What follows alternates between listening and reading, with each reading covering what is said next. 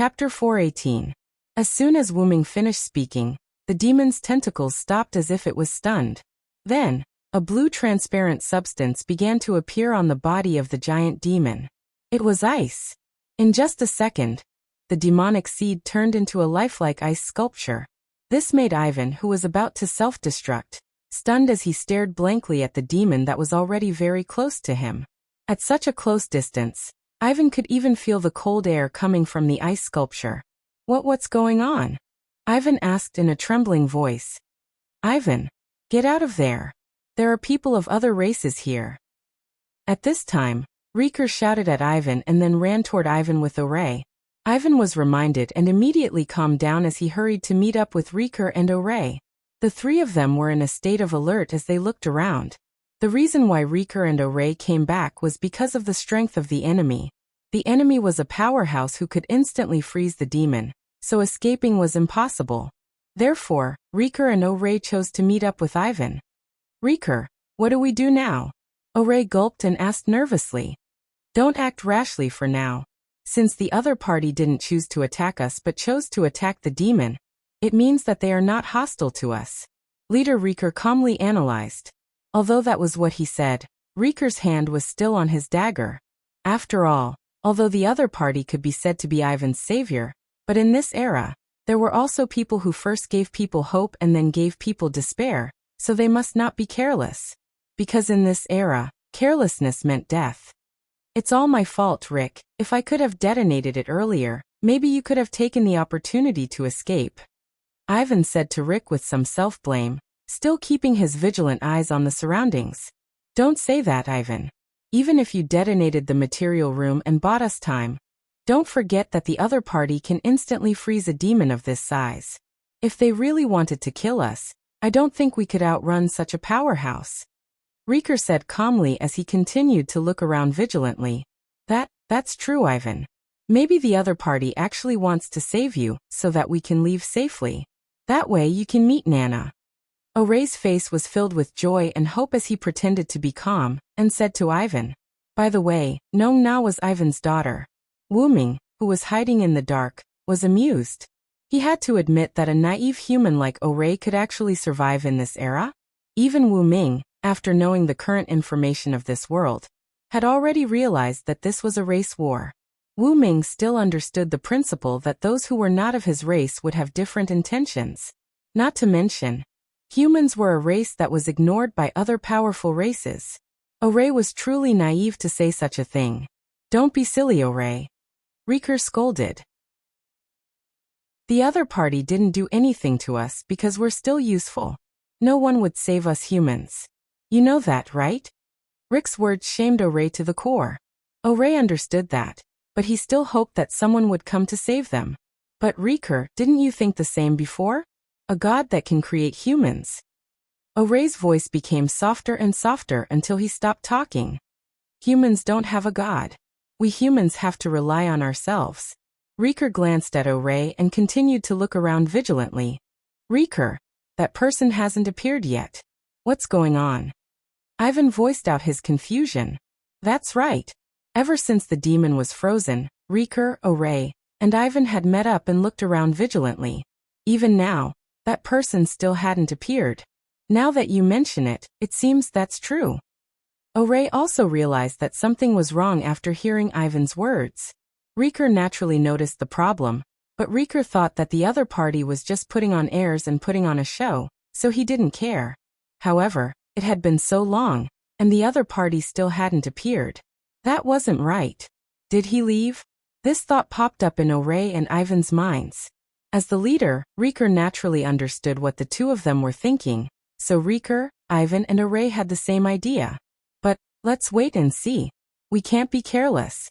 Although Riker was confused, he didn't believe that the other party would leave just like that. He continued to be in a stalemate. No race would play with humans so excessively. Other races that saw humans as ants and mice, although there were times when they played with humans, it was impossible for them to take so long. It was the same logic as how a person couldn't play with 3 insects that were smaller than ants for an entire day. No exceptions. Hiding in the dark, Huberic looked at Wu Ming in confusion. Question.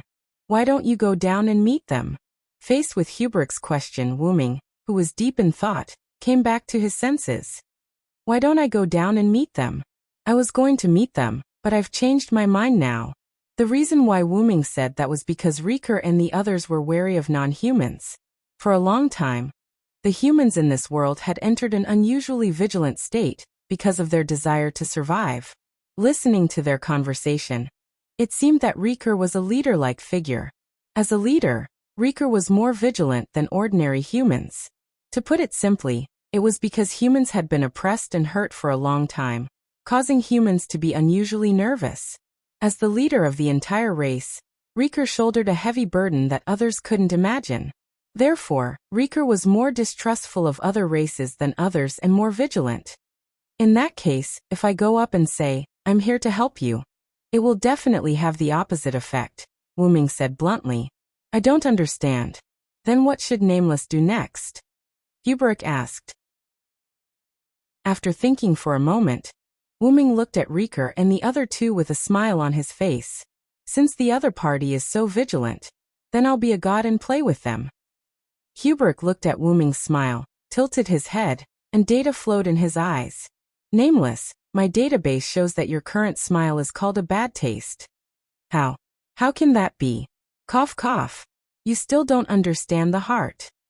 You'll understand the true meaning of this smile after you understand the heart. Yes, that's right. Hubrick nodded as if he understood. Next, it was time to show his acting skills. Chapter 419. Just as Rick was wondering if the other party had really left, a voice came from the void. Nice to meet you, human. This was Wuming changing his voice through magic. The entire space felt like it had fallen into a swamp, making the three of them feel quite heavy. The ancient and deep voice came into their ears. The three of them became even more alert. After hearing this voice, O'Ray and Ivan's body shook, which was a sign of excessive nervousness. Rick, on the other hand, was still in shock, looking around cautiously. Let me introduce myself. I am a god, and I don't come from this world. Another world. Ivan and O'Ray looked at each other and exclaimed, Another world. Rick frowned. Regardless of whether the other party was lying or not, one thing was for sure, and that was the other party's information was unknown. Because he didn't know the other party's identity, he couldn't come up with a plan. I can only rely on the conversation to analyze. Rick thought in his heart. That's right, another world. For some reason, I came to this world and met you by accident. The deep voice continued. Then, Lord Unknown God, why do you want to save us? Is it purely out of kindness? Rick asked. However, his question sounded like an interrogative question. Hey, Rick. Ivan and O'Ray looked at Rick nervously. Rick was supposed to be the most cautious one, but now he was the most reckless one. However, Rick did this for a reason. With his super advanced observation skills, Rick was able to glean some information from Wuming's words. This was a god who was not easily angered. Ha ha ha, as expected of the leader of the humans. Even if I said that I just wanted to help you, you wouldn't believe me. Wuming laughed. Ivan and Ol were stunned, while Rick's lips curled into a smile. That's right, I have a purpose. Wuming's words made Ivan and O'Ray's body tense up. After all, even if he was from another world, he was still a god. Leader of the humans, Rick, I want to make a bet with you. Rick frowned when he heard this. What bet? Rick asked bluntly. I'll bet on the possibility of being human. Rick felt as if he had been struck by lightning. His body trembled slightly and his pupils contracted. Possibility. Ivan and O'Ray, on the other hand, looked confused. Then, why are you betting on the possibility of humans with me? Rick asked in a heavy tone. In the world I live in, I am the guardian god who protects humanity. Do you understand? Wuming explained. Rick's pupils contracted again and then he smiled. Is it possible for humans? Although Wuming was wearing a mask, he could sense that Rick's smile contained a lot of meaning. Sadness, joy, excitement, dissatisfaction. Almost all positive and negative emotions were contained within. How about it? Do you want to bet? The bet is that the winner can order the loser once. Any kind of order. What do you think? Wu Ming continued asking. I'll bet with you. God Traveler, bless humans. Kubrick muttered the keywords. No one knew what he was thinking. That human named Rick is very good. I'm going to give you to him and stay by his side. I believe you will understand the heart. Kubrick nodded again as if he understood. Then, Wu Ming looked outside. Outside, the elven skeleton continued to deepen. 3 figures were moving quickly in a certain direction. The environment continued to deteriorate, but the possibility of being human was being excavated little by little. Do your best, humans. Chapter 420. Rick went back with hope in his heart. Wu Ming and Hubletus quietly followed behind Rick and the others. What a joke. It was not easy to meet humans. It would be a huge loss if they did not follow them to figure out where the humans gathered. It had to be said that Rick and the others were really cautious. Wu Ming discovered that the place where he met Rick and the others was very far from their base. This was probably also for survival. If they were targeted by other races and needed to be sacrificed, they would not expose the hiding places of other humans. They came to a cave and watched Rick and the others walk in. Wu Ming speculated that this might be their base. Find a place to hide. Don't run around. I'll go in and take a look, Wu Ming instructed Hubletus. Wu Ming got Hubletus to hide and wait for him. Then Wu Ming entered the cave in spirit form and followed Rick and the others. Ahem. After all, spirit form was quite practical. Moreover, Wu Ming's current body was created by himself, so he could naturally add extra small abilities at will. Spirit form, which could only be used by spirits, was easily done by Wu Ming with the help of the power of the origin and Wu Ming's understanding of spirit form. After all, the origin was the origin of everything. The reason why he did not add other abilities was that they were not powers that Wu Ming was familiar with. Adding them was quite troublesome, and even if he added them, he would not be used to them. Moreover, even if those super powerful abilities were added to this body, they would not be much stronger. Even Wu Ming's original abilities had been weakened, let alone other abilities. Therefore, Wu Ming only added spirit form to his body, and everything else was the same as his original body. Inside the cave, there was a long tunnel without any light, except for the torches that Rick and the others were holding. The top of the torch was not a flame, but a stone tied to it. This was a stone unique to this world. As long as it came into contact with water, the stone would absorb the water and emit light. It was very practical. The 3 of them each held a torch as they walked through the seemingly long tunnel. Rick, who was walking at the front of the cave, seemed to have sensed something. He instantly turned his head and looked at the tunnel behind him. What's wrong, Rick? Ivan and Oren, who were following behind Rick, didn't seem to want to answer. Rick took another long look into the dark tunnel. I'm fine. Let's go. He gradually landed behind Ivan and Oren, looking back from time to time. Gradually, the 3 of them went further and further away, leaving only the light of the torches. This is really surprising. Is it a sixth sense, or is it just a simple sense of vigilance? Wu Ming's voice rang out calmly. Wu Ming was still in his spirit form. Wu Ming once again cast a large number of concealment spells on himself before he felt at ease and followed Rick. Coming to the end of the tunnel, Wu Ming heard someone shout out these words excitedly. Wu Ming passed through the wall. Through his perception and eyes, Wu Ming saw the place where humans lived. This was a super wide natural underground cave, but there were also signs of artificial modification. Countless colorful glowing stones decorated this natural karst cave, and in some places there was even land, with some grains that Wu Ming did not recognize growing on it. All kinds of humans were busy. Some were managing the land with grains, some were managing the terrace fields, and some were collecting water through special means. The houses were built directly on the mountain, making use of the independent space of the karst caves. This was a simple room, and there was even a stable that was used as a means of transportation. The humans lived in an orderly manner, almost like a small society. At the spot where Rick and the other 2 were, there were people who took away their item backpacks. A rose-haired girl hugged Rick, looking very worried. Daddy. At this time, a young voice was heard. A purple-haired girl ran towards the 3 of them, and rushed into the arms of the uncle named Ivan. Oh, no, nah, did you listen to your big sister crone? Ivan hugged Nana lovingly and asked with a smile. No Na is very obedient to big sister crone. No Na also knows how to write No Na's name. Look, No Na wrote it herself. Nana said as she picked up the unknown paper in her hand and showed it to Ivan. Oh, haha, as expected of my daughter, you can write your own name. Daddy is proud of you. Ivan smiled from the bottom of his heart and stroked Nana's head. Hee. Nana laughed happily. Seeing this scene, Rick's heart was filled with uneasiness and shame.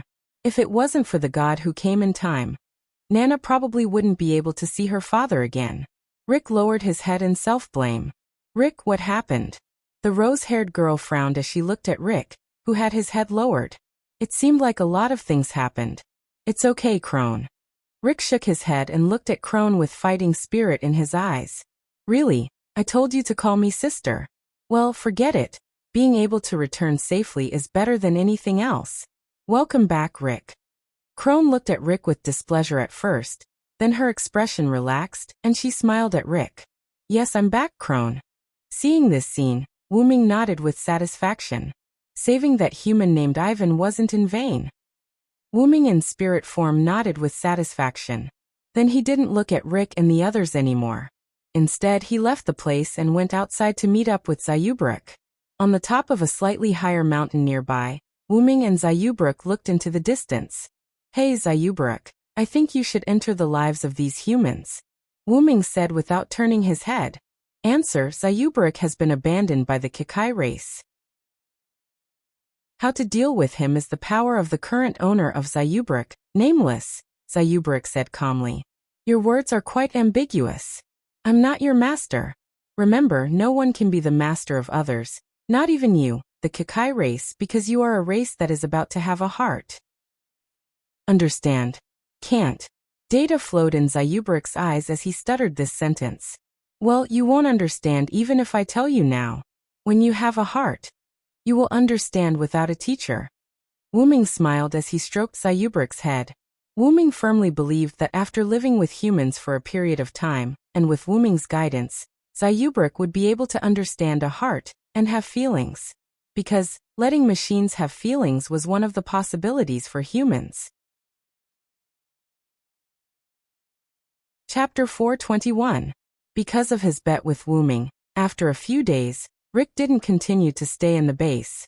Instead, he chose to continue collecting information. Perhaps because he didn't want anyone else to die, Rick didn't bring anyone else with him this time. Instead, he rode a horse-like means of transportation raised by humans, and took the first step to prove the possibility of humans. Wuming and Hublitis naturally followed after seeing Rick leave. This is a great opportunity to send you into human life through Rick, Wuming said. Not only that, but Wuming was also curious about where Rick was going next. In this era where one could die if they weren't careful, it was impossible for humans like Rick to go out without prepared information. Flying in the sky, Wuming looked at the fully armed Rick with his superhuman vision, as well as the bags of food and water hanging from the beasts that functioned like horses. He easily deduced that Rick was going somewhere far away, a means of transportation for long-distance travel, and at least 5 days of dry food and water. It didn't look like he was going for a casual stroll. Rick stopped moving forward and looked behind him vigilantly, making a puzzled sound.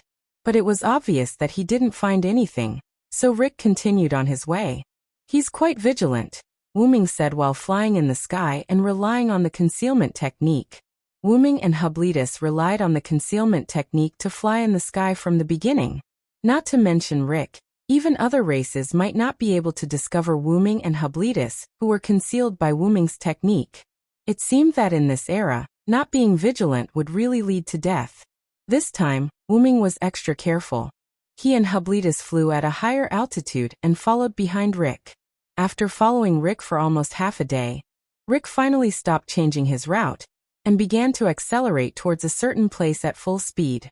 Because the Earth had become the battlefield of various races, Rick kept changing his route. Perhaps it was because Rick had never been to his destination before, so he kept looking for the best route and marking it on the map. Wu Ming asked Zayubrek as he watched Rick move in this direction at the fastest speed possible. Is there anything noteworthy in this direction? Wu Ming asked out of curiosity. After all, Rick didn't seem to know how to change directions.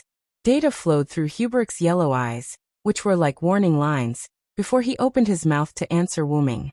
Answer: Zayubrik's database shows that ahead is the abandoned old capital of the Forest Elves, Marilyn. Oh, Wu Ming was intrigued. According to the intel, the Forest Elves and Goblins were sworn enemies, and Rick's destination this time was likely to be the former capital of the Forest Elves. In addition, Rick had found some good intel from the Goblins' crash magic airship, so Wu Ming felt that Rick's target was the former capital of the Forest Elves, Marilyn. As the saying goes, the one who knows you best is your enemy, so it was normal to have information about your sworn enemy. Therefore, Wu Ming wasn't surprised that Rick had found information about the Forest Elves from the Goblins' crashed magic airship. I'm slightly interested in that place. Wu Ming's lips curled up. After all, even if it was an abandoned old capital, it was still the glory of the Forest Elves. It was like a gorgeous ruin that hid secrets. Let's go take a look in advance, Zayubrek. What do you think? Wu Ming asked Zayubrek. Answer: Zayubrek doesn't care. Everything will be decided by John Doe, Zayubrek said calmly. That won't do, Zayubrek. You have to learn how to think and ask questions. It's because humans know how to think that they can survive the war with other races. This is the prerequisite for you to obtain a heart, Zayubrek, Wu Ming said to Zayubrek as he shook his head calmly. After Zayubrek heard Wu Ming's words, the data in his eyes flowed again. After a few seconds, Zayubrek nodded. Understood, Zayubrek. I understand. Zayubrek nodded. Then, what do you think about us going to take a look first? Wu Ming repeated his question. I agree. Zayubrek isn't interested in the former capital of the Forest Elves. However, since John Doe wants to go, Zayubrek will accompany him. Zayubrek looked into Wu Ming's eyes and said seriously. Although Zayubrek seemed to be a little dependent on Wu Ming felt that Zayubrek's current state was already very good. Then let's go take a look first. Please lead the way for me. Wu Ming looked at Zayubrek with a smile. Zayubrek looked at Wu Ming's smile and nodded. Then 2 meteors streaked across the sky. Because of the increase in altitude, Rick didn't notice that something was wrong and continued to move forward at full speed. However, even if Rick was riding a vehicle, it was still too slow for Wu Ming and Zayubrek. About 10 seconds later, Wu Ming saw a dilapidated city. Wu Ming and Zayubrek landed in front of the old capital of the Forest Elves, Merlin, and walked in through the gap. It was attacked, right? No wonder it was abandoned. Wu Ming looked at the traces of destruction inside Merlin. It was obviously not the power of nature, but man-made. Answer: according to the records in the database, this place was attacked by the Skywing species, Zayubrek said calmly as he followed behind Wu Ming. Skywing species? No wonder it was destroyed like this, Wu Ming said knowingly. It could be said that the buildings in Merlin were basically destroyed, and there was no complete building at all. I'm afraid Rick will be very disappointed if he comes.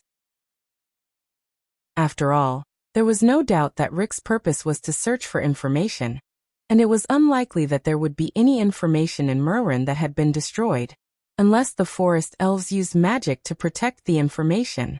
Then Wu Ming saw a complete sea of flowers filled with elves.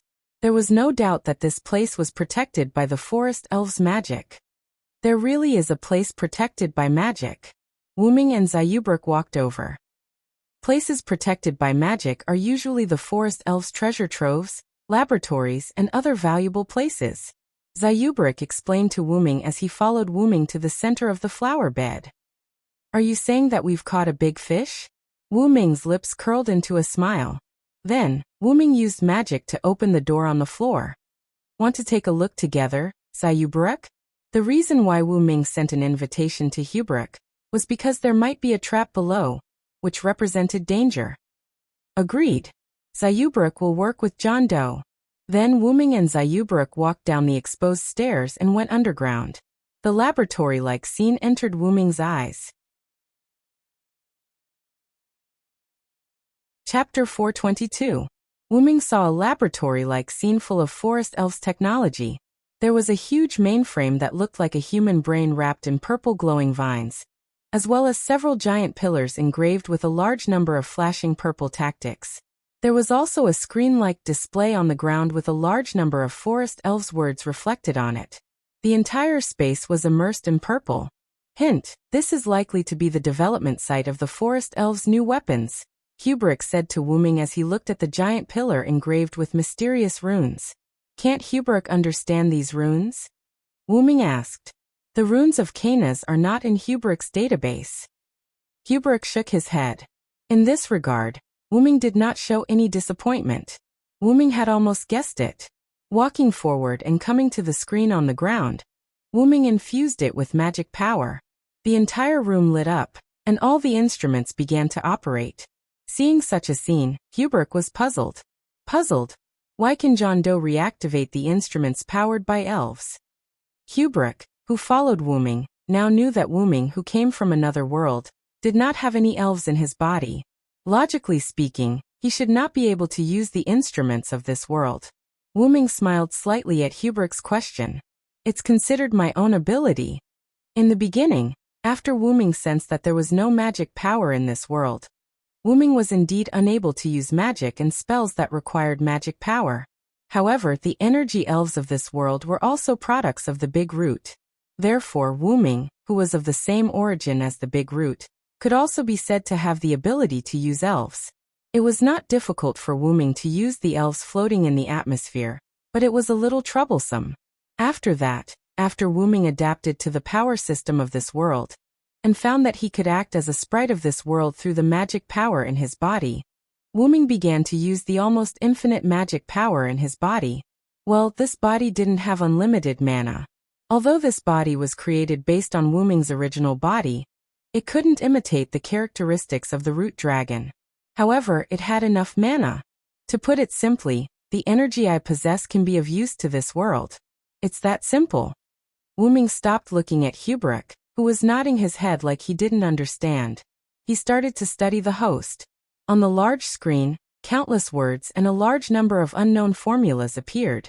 Logically speaking, Wuming shouldn't be able to understand them, but now, Wuming was concentrating on reading. Wuming knew that this world was different from the world he was familiar with. Therefore, after getting familiar with Hubric, Wuming asked Hubric to teach Wuming the various languages of this world. Hubric, who had a database, naturally knew most of the languages. In addition, Hubric was now Wuming's main focus, so Hubric easily taught Wuming all the languages he could teach. Wuming didn't disappoint Hubric's teaching and quickly learned most of it. Therefore, Wuming could still understand the languages of ordinary races, such as the language of the forest elves on the screen. The Zeroth Void Blessing Theory Verification Experimental Furnace. Wuming read out the name of the experiment. Wuming couldn't even understand the name of the experiment personnel, let alone the name of the experiment. Ciphertext? Wuming could more or less guess why he couldn't understand it. After all, it was a new weapon experiment, so the experiment content should naturally use ciphertext. However, deciphering these ciphertexts was only a matter of time for the Kikai race Hubric. Hubric, come and help me. After hearing the call, Hubric, who was still looking at the mysterious giant pillar, walked toward Wuming. And as if Hubric's arrival had triggered some mechanism, the purple vine wrapped around the cortex prime instantly glowed, and countless light swords appeared out of thin air. A trap? A defensive tactic? Wuming looked at the light swords that were already flying toward the two of them.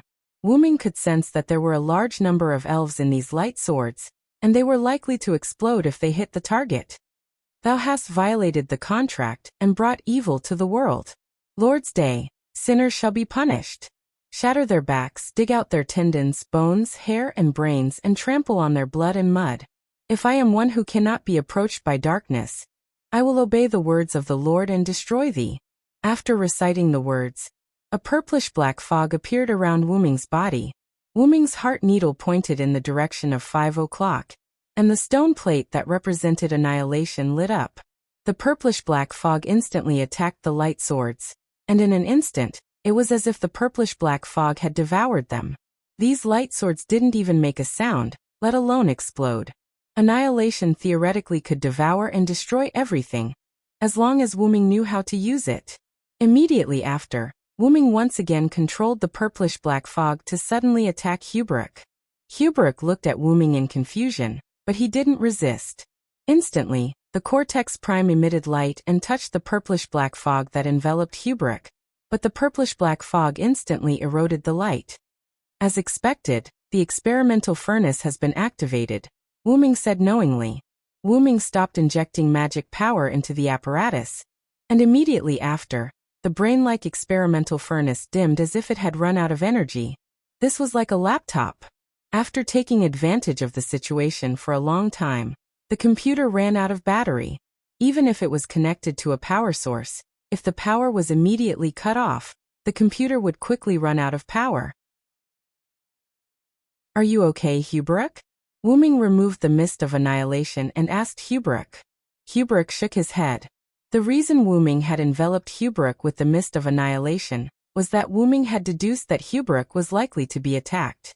This was the laboratory, and it was Hubrick who had activated those defensive spell light swords when he approached, so Wu Ming believed that Hubrick would definitely be attacked. Thus, he used the mist of annihilation to envelop Hubrick. Sure enough, although the light just swept past Wu Ming, it seemed to only target Hubrick.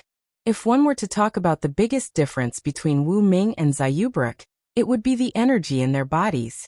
Wu Ming's energy was magic power, while Hubrick's energy was elven, so Wu Ming guessed that this weapon was likely to be in existence that targeted elves as a mid-tier force.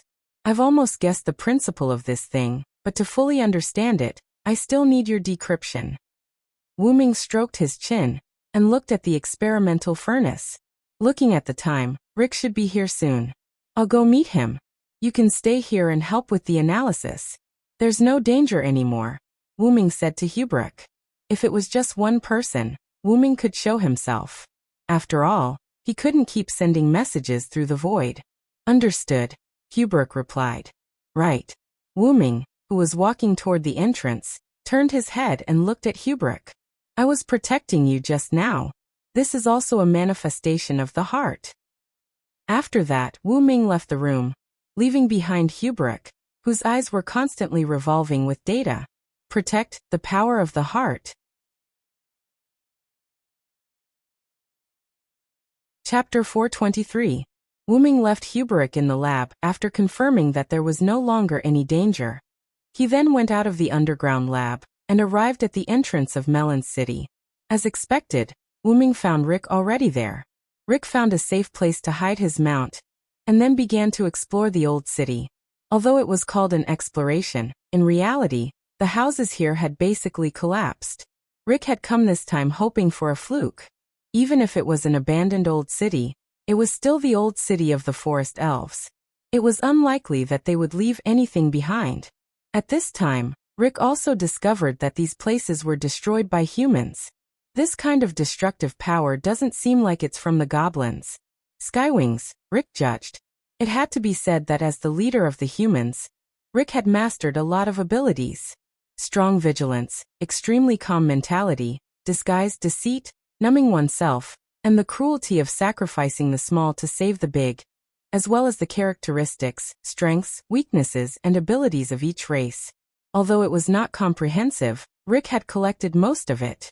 Rick did not have any extraordinary talents or abilities, but as a leader who led the other humans to live in this annoying era, these were all necessary. If he did not master these, he would not be able to survive. Simply put, he was forced. No one was willing to be born to deceive and suspect others, and Rick was the same. And the reason why Wu Ming knew this was because Wu Ming had seen it the last time they met. From the beginning, when Rick, Ivan, and Wu Ming came on the Goblin's fallen magic airship to saving Ivan, and leaving after talking to the three of them, Rick's performance as the leader was seen by Wu Ming. Wu Ming could only say that Rick was not the best leader, but Rick was the most suitable leader to lead the other humans in this era. After Rick checked the buildings that were not intact, he quickly searched for any strange places. Soon he discovered the Sea of Flowers and the underground passage that had been opened. Someone has been here. Could it be the forest elves? Rick was shocked. After all, under such circumstances, it was unlikely. No, it was impossible for humans to come here. Compared to other races, it was very likely that the forest elves would return to retrieve the materials that they did not manage to take away in time. Don't worry, there are no forest elite species coming. Suddenly, a young man's voice was heard. Rick immediately pulled out the dagger at his waist and turned towards the source of the sound. Rick saw a man wearing a black cloak with a hood. The fat cloak covered the man's entire body, and his hands were hidden in the cloak. Even his body was not exposed. Rick could only vaguely see the man's heels at the bottom of the cloak that was about to touch the ground. The wide hood basically covered the person's face. His hair, eyes, nose, and other body parts could not be seen.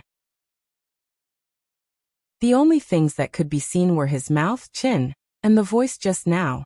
It was impossible to tell what race he was from. However, Rick's attire was similar to his opponent's. He wore a hooded cloak that covered half of his body, a pair of thick goggles that covered his eyes, and a scarf-like cloth that covered his mouth. Only his calves and hands were exposed, and Rick held a dagger that shone with a cold light in his hand. Who are you? Rick's previous panic seemed to be fake. He instantly adjusted himself and coldly asked the person who had come. Rick did not notice the man's arrival. If the man did not speak, Rick would not even know that there was someone behind him. To be more specific, the man in front of Rick gave him a sense of illusion. If he did not see him with his eyes, it was as if the man did not exist. There was no breath at all. The man was, of course, Wuming, who cast a lot of shielding magic on himself. There was no breath because of the effect of magic. Why don't you recognize me? Then how about this? When Wuming said the last 3 words, he used magic to change his voice. His voice immediately became the voice that Rick was familiar with. He had seen him a few days ago. The god from the other world. Rick was shocked at first, but then he calmed down and put the dagger back into the scabbard at his waist. Why? Are you not afraid that I will hurt you? Wuming said to Rick with his original voice. There is no need for that. According to the rules of this world, you are a type of god. Even the weakest type of god is not something that a mere human can deal with. Rick continued after a pause. Moreover, even if you are a member of any other race, you are stronger than humans in terms of fighting. If you want to kill me, I will not be able to stop you. What Rick meant was that no matter who the man was, he could not defeat or defend against his attacks. Moreover, the man would not kill him, so there was no need for him to defend himself. Moreover, you actually want to help humans, Lord God from the other world. Rick took off the blindfold, the cloth that acted as a mask, and the hood, and looked at Wuming. Oh, why do you think so? Is it because I said that I am a god that protects humans in my world? Wuming asked. However, Rick shook his head without hesitation. Of course not. I am not stupid enough to believe the words of an unknown person. Rick showed a proud expression. However, you still made a bet with me, who is unknown and has insufficient information. Wuming's words were like a sharp knife that pierced Rick's heart. Rick stood there awkwardly. I promised you to protect Ivan and Ole. It was an expedient measure, ahaha. Rick touched the back of his head and laughed awkwardly. However, there is no reason to reject a bet between men. Am I right, Lord God? But in an instant, Rick regained his cold expression.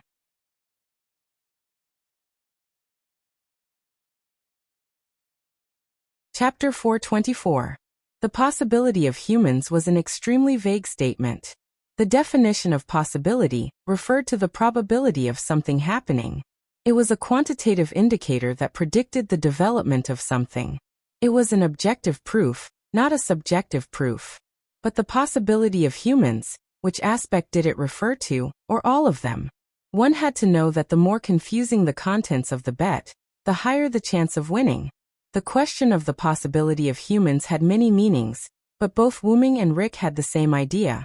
You want to bet on the future of humans, right, Lord God? Rick stared at Wuming. I don't know if you didn't want to hide it or purposely revealed it, but your intentions are too obvious. It's so obvious that even I want to suspect you. Rick smiled as if he was talking to an old friend that he hadn't seen in years. But you still made the bet with me, didn't you? Wuming said directly. Ah, you're right. Rick closed his eyes. No matter how suspicious Wuming was, no matter how dangerous Wuming was, No matter how numb Rick was, no matter how scared Rick was, this was a once-in-a-lifetime opportunity. Humans that are not valued, humans that are ignored by other races, humans without power. I really want to see their expressions of anger after their plans are ruined by humans. Ha ha ha. Rick seemed to have thought of something happy as he laughed happily. Rick didn't know how to end this war, and he didn't have the power to end this war. But collecting information and waiting for an opportunity to come was the way of the weak. And Wu-Ming was one of the opportunities. Because of Wu-Ming's bet, Rick woke up from his numbness of let humans live. Just because he was weak, he couldn't interfere with the strong? Stop joking. Even if I'm weak, I want to prove to you the possibility of humans. Rick stopped laughing and looked at Wu-Ming with fighting spirit. Clap clap clap. Wu-Ming clapped his hands. You've really impressed me, Rick. Seeing that the leader of humans had such fighting spirit, Wu-Ming felt that there was hope to change the world. Then let me tell you how to end this war. Wu-Ming took off his hood and looked at him. Now humans had grasped the future. Because the god spirits were not satisfied with being on the same level as other gods, the gods began to fight with other gods. Countless races created by the gods also began to fight with the gods. The Elven Corridor had answered the wishes of the gods to make this planet the place where they were born. Thus, something called the Celestial Cup appeared. Star Cup? Rick asked doubtfully. Rick and Wu-Ming walked down the stairs of the underground laboratory. Wu-Ming explained the story. Oh, that's right. It's the Star Cup. Wu-Ming narrowed his eyes and continued to explain. Only when the gods of this planet decided on the strongest person would the Star Cup appear from the Elven Corridor underground. The strongest person who obtained the Star Cup would become the only god. In other words, these thousands of years of war were actually because of the selfish desires of the gods. Rick fell silent. Because of the selfish desires of the strong, human families were destroyed. They were not valued and were trampled on. They were even treated as food, test subjects, and laborers. I don't think I'll forgive those people. Rick shouted slightly crazily. He hammered the steel wall beside him with one hand. Traces of blood flowed from Rick's hand that he did not remove from the wall. Wu-Ming cast a few healing Lune runes and Rick's hand was healed. This is the law of the jungle. The strong decide everything, and the weak can only accept it, Wu-Ming said calmly. And often, the weak that the strong do not pay attention to will be killed. There were countless examples of the weak defeating the strong. Therefore, Wu-Ming would not underestimate anyone. Even if he looked down on them, he would take them seriously in his heart. By the way, aren't you afraid that I'll think that you want to use us humans to help you obtain the Star Cup by telling me all this? Rick looked at Wu-Ming. However, Wu-Ming just shook his head calmly. There's no need for that, Wu-Ming said calmly. Firstly, I'm a god from another world. Whether I can use the Star Cup of this world, or whether I have the right to obtain it is still unknown. Secondly, I'm very strong, Wu-Ming said as he looked into Rick's eyes. Perhaps you might think that I'm a little arrogant, but according to the information I've obtained, in this world, in terms of combat power, only the creator of the Skywing race, Arthas, who is known as the god of war, can fight me. Wu-Ming's words shocked Rick. Rick had some understanding of Arthas. The god who created the Skywing race was said to have the strongest power among all the gods. He was the strongest god of war who had killed other gods with the god-slaying weapon he created. Hey, are you for real? Are you that strong? Rick looked at Wu-Ming with an extremely shocked gaze. Although Rick also knew that Wu-Ming was not weak and was very likely a powerful god, he could not help but be shocked that Wu-Ming could fight with Arthas, the creator of the god-slaying weapon. Then I'm really sorry. I'm that strong. Wu-Ming half-jokingly shrugged helplessly and continued to walk down the stairs to the basement. The reason why Wu-Ming said that was because of Wu-Ming's speculation. Back then, Wu-Ming had asked the dragon spirit what rank it was in this world. The dragon spirit half-weakly said that it was almost on par with the strongest god, Arthas. Of course, Wu-Ming did not easily believe the one-sided words of the dragon spirit. After that, Wu-Ming asked for some other information, such as the strength of the dragon spirit and the strength of the Kakai race. After becoming familiar with Hublitus, Wu-Ming also asked Hublitus about it. The database shows that the dragon spirit doesn't lie. They are a race that purely respects the strong. This was Hubletus's original words. Speaking of which, Hubletus also told Wuming some information about the dragon spirit. It could use its past and future power in the present, manipulate time and space, and transfer injuries to the past or future. It could be said that it was extremely difficult to deal with. The dragon spirit whose bones were broken by Wuming's punch was defeated because it underestimated the enemy and fought head-on with Wuming's giant incarnation. The reason why the dragon spirit did not transfer its injuries to the past or future was actually because of the law of the jungle. However, Wuming always felt that the other party was afraid that he would punch him again, so he gave in. Thinking about it, if the dragon spirit seed got up again, with the situation at that time, Wuming was likely to give the dragon spirit seed another punch. Not everyone could block a phoenix and a giant. In short, Wuming inferred from the information that only Arthas could match him. Let's not talk about this for now. We found something good down here. Let's take a look together. With that, Wuming walked away. You guys. Rick muttered this word. Does he have companions? Rick shook his head and stopped thinking about it. He followed Wuming's footsteps and came to the laboratory. Chapter 425. This is. Riker looked at the scene in the underground laboratory and said in shock. It wasn't that Riker was excited when he saw the scene in the underground laboratory, but because of the current state of Zayubaruk. As everyone knew, Zayubaruk was a Mechakai species and could continuously evolve. The Mechakai species evolved from the 5 small square boxes. And now Zayubaruk's appearance just happened to prove the theory of evolution.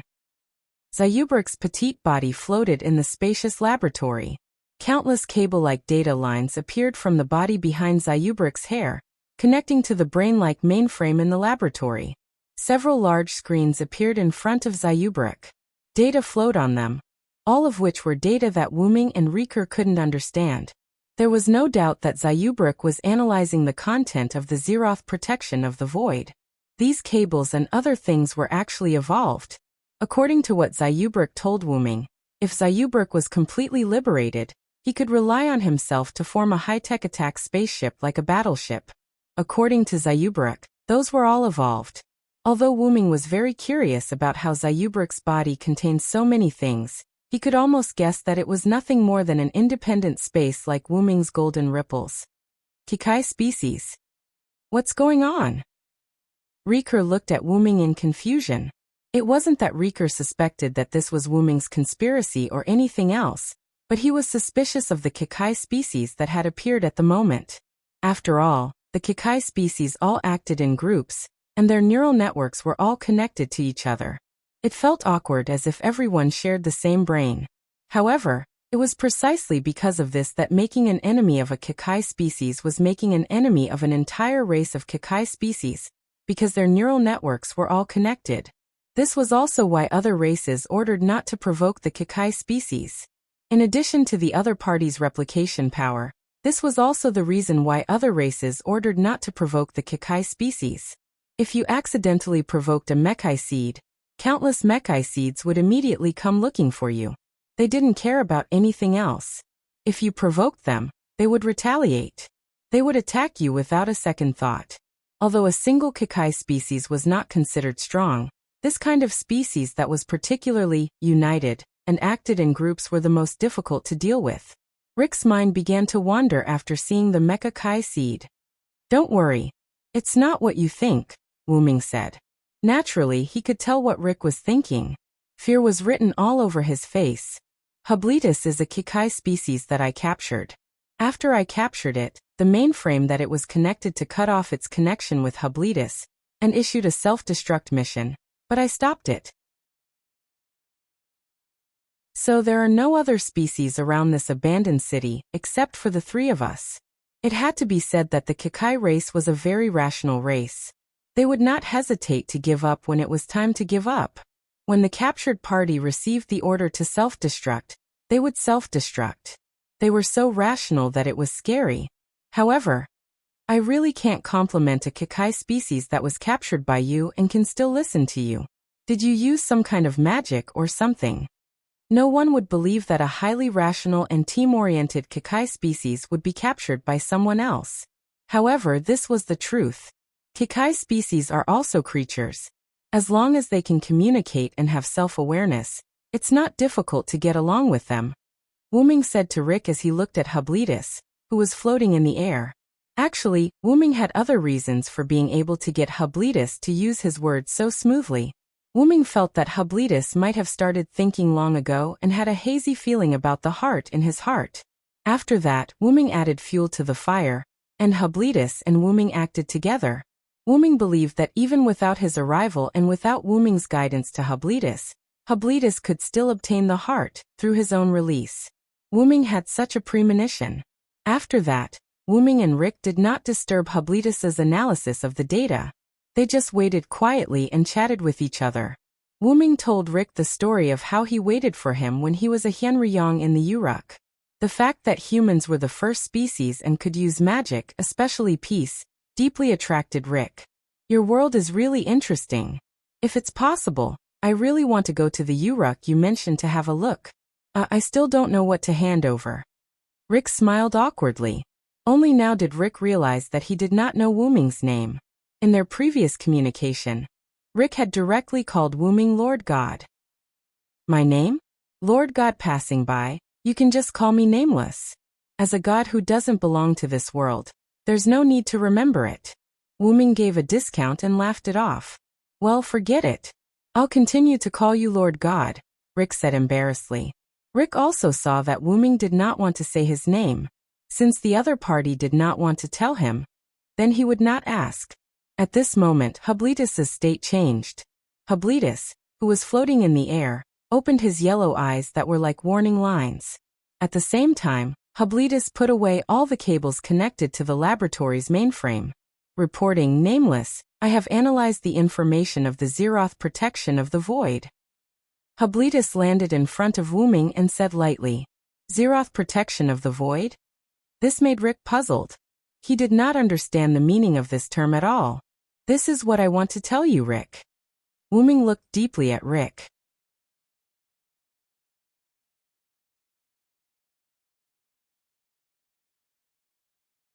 Chapter 426. Through the self-destruction of a fantasy breed sprite, it can be used to attack Arthur and his Skywing breeds.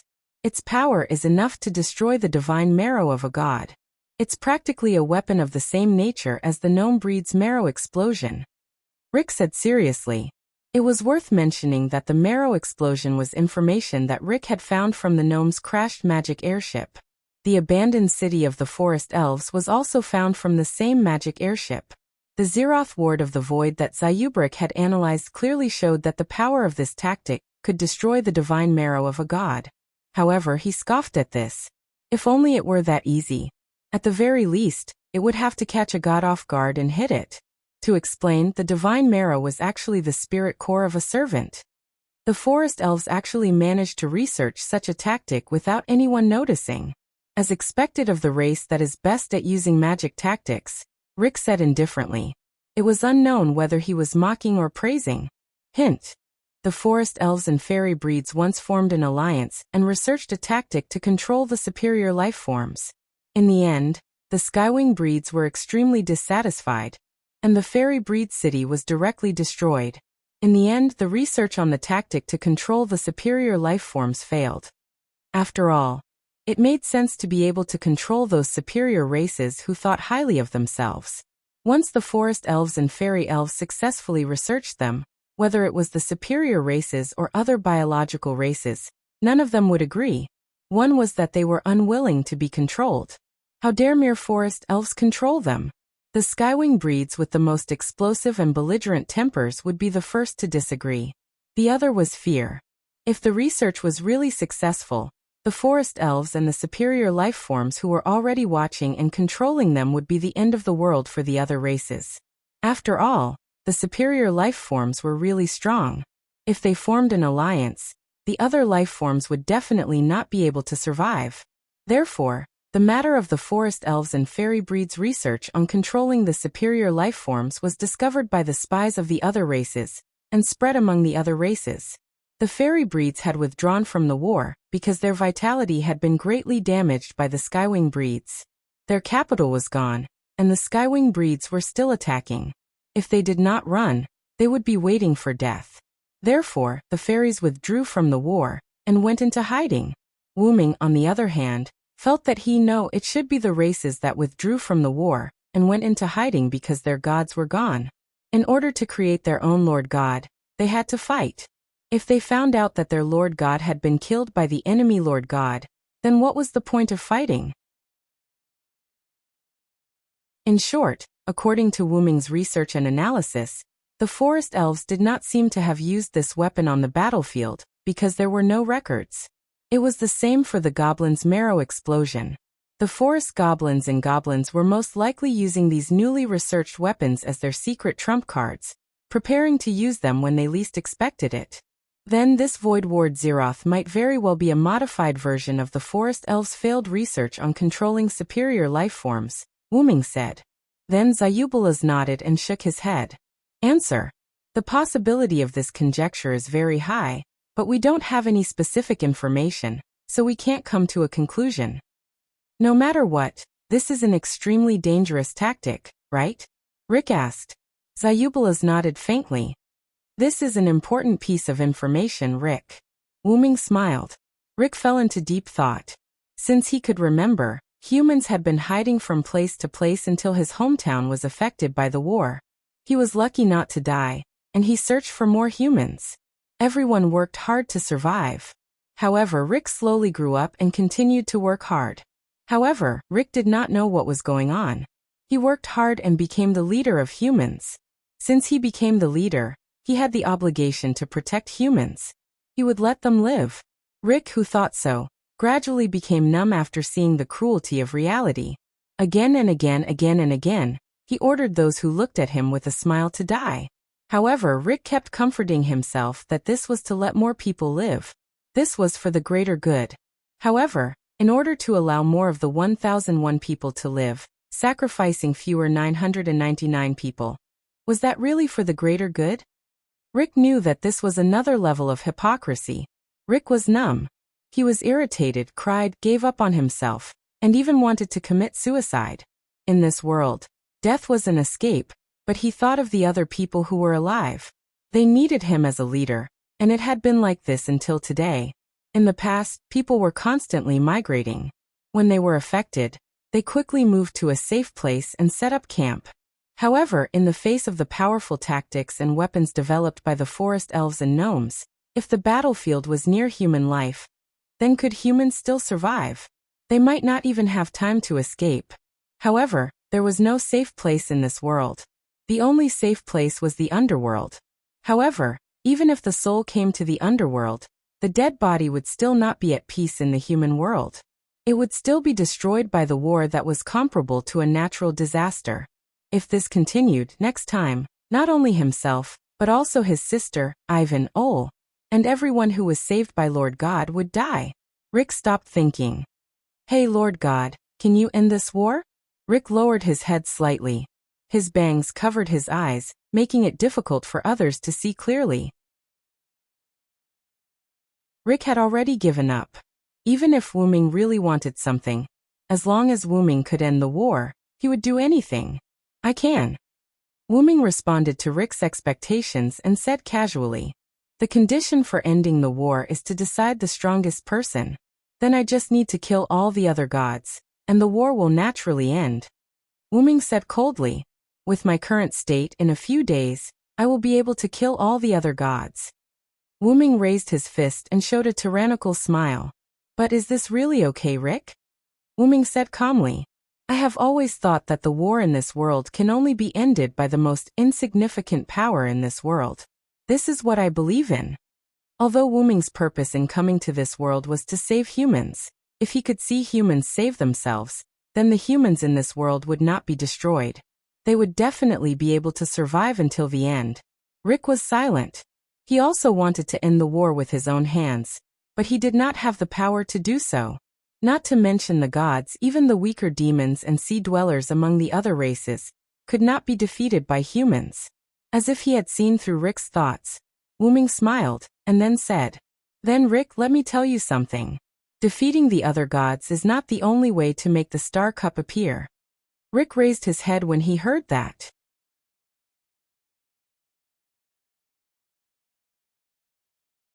Chapter 427. Riker raised his head and looked at Wu-ming. After a few seconds, Riker understood. Wu-ming had said before that the star cup was formed when the strongest person appeared. The elf corridor bred various gods, so it was inferred that the elf corridor was the strongest person. In that case, the representative would explode and the elf corridor would appear. With the appearance of the strongest person, the star cup would definitely appear. When the time comes, I will go and meet the god of war Artesius. As for you, you will be responsible for piercing the core of this planet and revealing the elf corridor. When the star cup appears, you will obtain the star cup. This way, the battle for the sole god on this planet will end. Wu-ming spoke Riker's mind and pointed out that Riker should obtain the star cup. Hey, wait a minute, why me?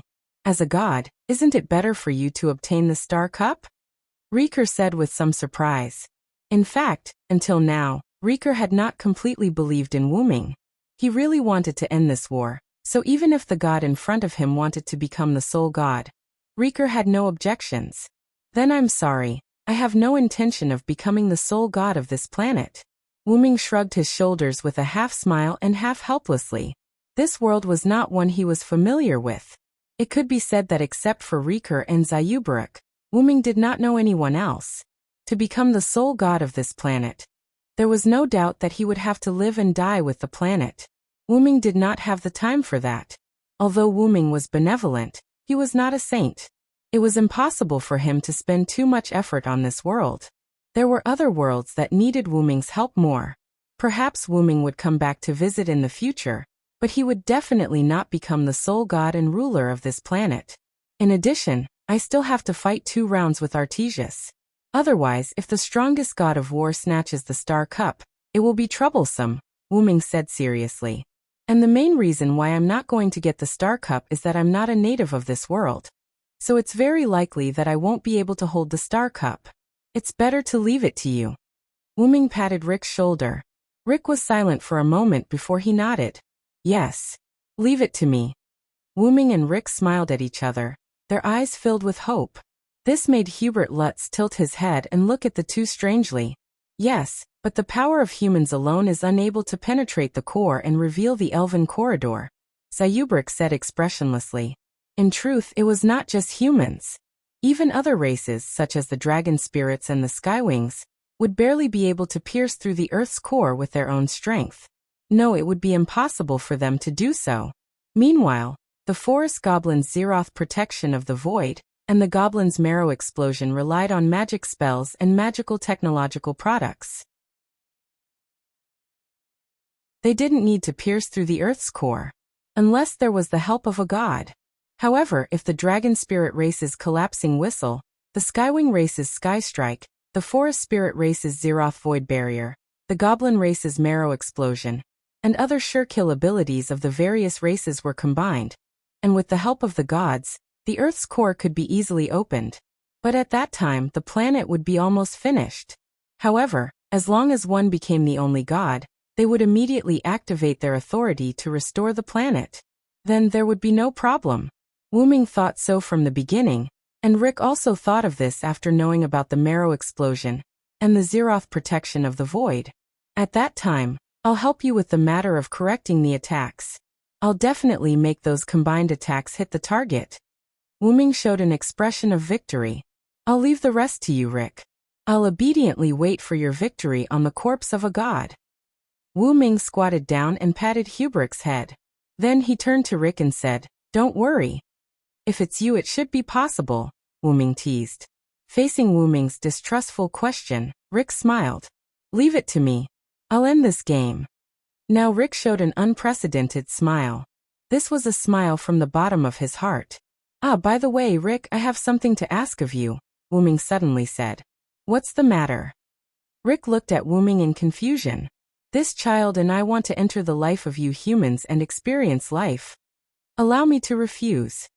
Before we finished, Rick interrupted Wu-ming's words. How can you do it so neatly?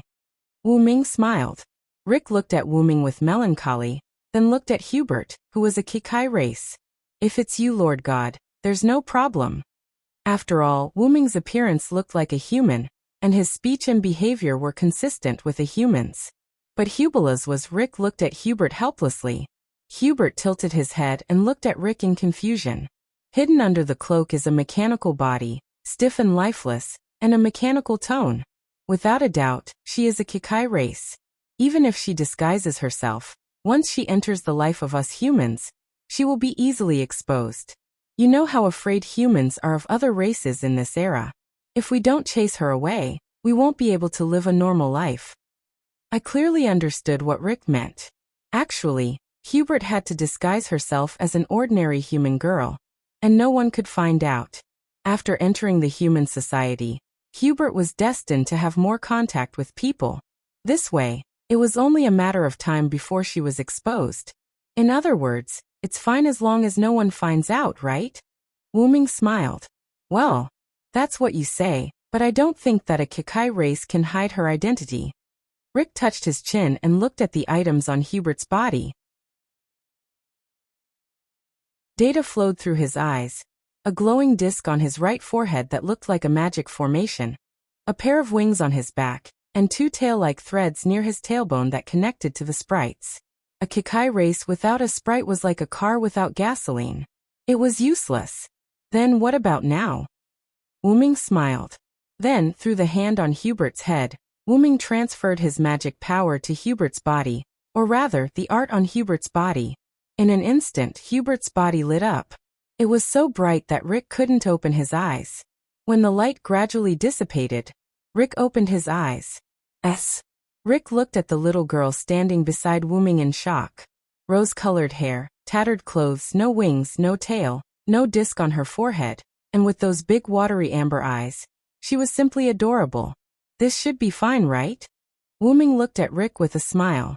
If that's the case, yes, I guess. Rick smiled awkwardly. Then let's play a game. Wu Ming smiled.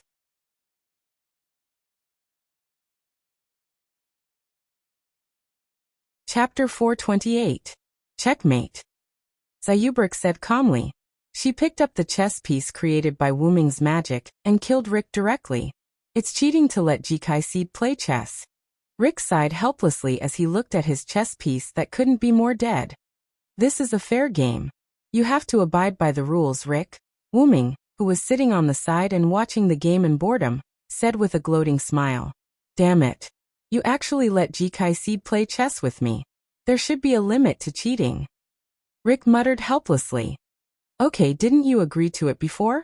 If Zayubrek wins, let her join the lives of humans. You have to accept your loss, Rick. You have to accept your loss, Zayubrek also said expressionlessly. That's right. Rick was excited because he saw chess that he hadn't seen for a long time. Then he agreed to the game and lost completely. After all, how could a human brain compare to a machine? Of course, there were exceptions, but this exception wasn't Rick. Yes, I know. I'll let Zayubrek join our lives. You said before that you wanted to join us. Then, I'll have to trouble you to look after her. Don't let her cause any trouble, Rick said helplessly. Through the exchange just now, Rick also knew the name of this Jikai seed. I'll try my best. Wu Ming looked at Rick with a smile and said irresponsible words. Sigh. Rick sighed helplessly. These two guys were indeed non-humans. If they turned into humans, they would definitely be problem children. That's right, Rick suddenly said. The name Zayubrek doesn't sound like a human's. And this tone. If you don't change it, it might leave suspicion in the crowd, Rick said earnestly. In this kind of era, not only was Rick suspicious, but the other ordinary people were also suspicious. If they saw something, the refugees would be in a panic.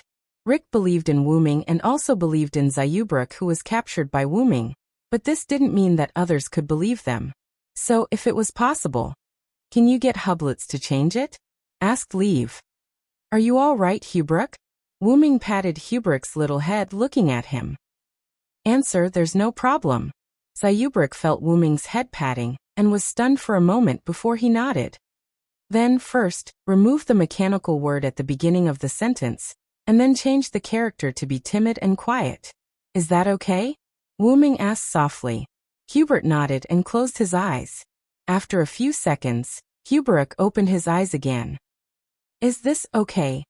When Zayubrek spoke again, it wasn't the same emotionless voice as before. Instead, it was the timid voice of a human girl that was mixed with cuteness. With Wu Ming's magic, Zayubrek was no different from an ordinary, timid human girl. Well done, Zayubrek. Wu Ming gently patted Zayubrek's head as if he was facing his own sister. As for the name, you'll be called Shiobi from now on, and I'll be your brother, Villo. Remember that. Wu Ming treated Shiobi gently as if he had really become a brother. Shiobi. Remember. Rick raised his eyebrows as he looked at the two people who were acting like crazy. Until now, I still feel that you superior races really have too much of an advantage. Rick said in confusion. However, Wu Ming understood. Wasn't Rick referring to the series of tricks that Wu Ming and Zayubrek had used? Although humans are weak, the spirit that they possess is something that non-human races like us can't compare to. I think that as the leader of the humans, you must also understand this principle. Wu Ming's words made Rick laugh. Well, that's true. Then it's almost time for us to go back. With that, Rick began to walk towards the stairs. Rick, I have some unfortunate news for you. Wu Ming suddenly called out to Rick. Huh? Rick stopped and turned around to look at Wu Ming in confusion. What is it? The weather outside is a little bad. Wu Ming revealed a mischievous smile. In the outside world, countless elven skeletons were like a snowstorm, wreaking havoc on the earth. Suddenly, a shadow flew out from the snowstorm. They were Rick, who was fully armed and riding the creature, and Shiobi, who was flying at full speed with Rick and the creature in his hands. Wah! Rick's scream was heard. About a few minutes later, Shiobi stopped and put the half-dead Rick and the equally half-dead creature on the ground. We're here, Shiobi said softly. I can't take it anymore. Rick weakly lay on the ground and said faintly. The creature had already fainted. Suddenly, a black door like a black hole appeared, and Wu Ming's figure appeared from inside. Yo Rick, are you okay? Wu Ming looked at Rick lying on the ground with a mischievous smile and greeted him. Damn it. With such a convenient method. Why did you let me fly back while being carried by Shiobi? Rick raised his hand and asked. Teleportation door, because this door only allows me to pass through, so there's no other way. Wu Ming said with a smile. Of course, this statement was wrong. He simply wanted to see Rick suffer to satisfy his own mischievous interest. When Wu Ming, Shiobi, and Rick were preparing to leave the underground laboratory of the forest elves, Wu Ming discovered the situation outside in advance. According to Rick, it was a death ash storm. As mentioned before, the elven skeletons were like rain and snow when the weather changed, so it wasn't impossible for a situation similar to a blizzard to occur. Although Wu Ming used the excuse of with my defensive tactic, there's no need to worry at all, to let Shiobi directly carry Rick and his horse back here. It had to be said that the horse was coincidentally hidden by Rick, and was able to avoid the death ash storm. It should be known that ordinary humans would be completely corroded in a few seconds under such a death ash storm. The elven skeletons were just that terrifying. Speaking of which, your tactic is quite useful. Rick checked his divine body and was really fine. Not only that, but his horse was also fine. Shiobi too. Shiobi also looked at her own body, and was completely unharmed. By the way, although Shiobi was not afraid of the death ash storm, the elven skeletons could still cause surface abrasion to Shiobi. Hence, Wu Ming had also set up a tactic for her. Let's go back to the village first. Rick needs to rest well. Wu Ming looked again at Rick, who was dizzy from the high-speed movement. You bastard! You think it's caused by me? Rick roared angrily. It's Shiobi. Wu Ming pointed at Shiobi shamelessly. It's Shiobi. Shiobi nodded. In principle, Shiobi did indeed cause Rick to feel dizzy. I really lose to you guys.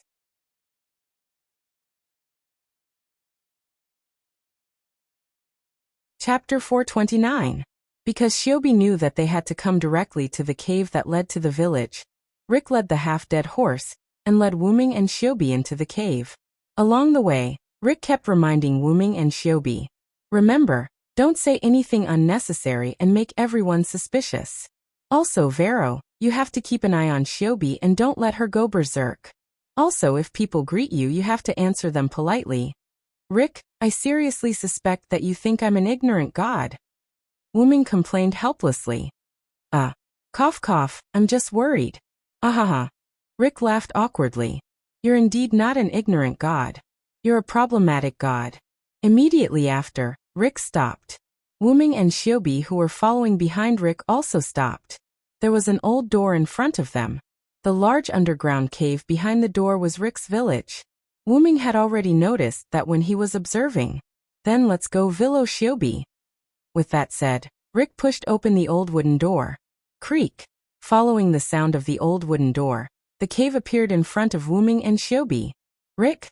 It was still the voice that Wuming heard before. The woman named Crone, Rick's sister, threw herself into Rick's arms. She hugged Rick tightly and called out Rick's name worriedly. Okay, Crone. I'm fine." Rick comforted his sister in a fluster. Because he went out alone and there was no one else to look after him. She was even more worried. Wuming saw that Crone was unusually worried this time. She was even more worried than last time. The others only looked at Rick and Shiobi from their posts. However, they were more curious about Wuming and Shiobi. "I told you to call me sister." Who are the two behind you?" At this time, Crone noticed the two people behind Rick. I met the wanderers on my way back. Their village was destroyed, so I brought them back." Following Rick's words, Wuming took off his brown hood and smiled at Crone. "Hello, my name is Vilo Salansword.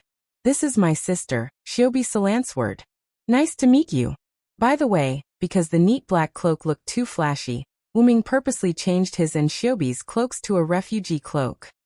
"Brother and sister? That's great," Crone said enviously when she saw how dependent Shiobi was on her brother. Then Shiobi opened her mouth. Please advise me."